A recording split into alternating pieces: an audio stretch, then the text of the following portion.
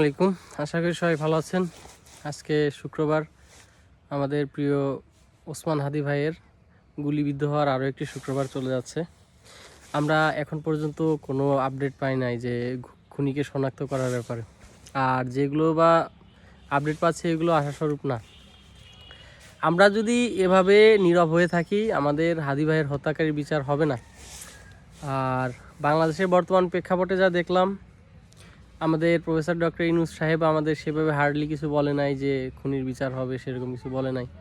Indian পররাষ্ট্রমন্ত্রী যখন আমাদের বাংলাদেশে আসলো, সব বিষয়ে কথা বললো, কিন্তু এই ভারতে অবস্থানরত ওসমান হাদি ভাইয়ের খুনিকে তারা নিয়ে এসে বাংলাদেশে বিচার করবে, এরকম কোনো আমরা কিছু শুনতে পাইনি। সো আমরা অবশ্যই এটাই ভাবতে পারি যে আমাদের বর্তমান বাংলাদেশ সরকার, আইন উপদেষ্টা, স্বরাষ্ট্র উপদেষ্টা সহ যারা আছে সবাই ব্যর্থ।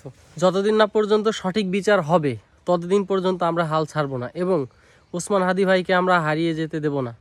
আর আজকেও আবার নতুন করে রিমাইন্ডার দিলাম 12তম দিনে, দেখি কতদূর কি হয়। পরবর্তীতে আমরা আবারও রাজপথে নামবো এবং হাদি ভাইয়ের বিচার করেই ছাড়বো ইনশাল্লাহ। আসসালামু আলাইকুম।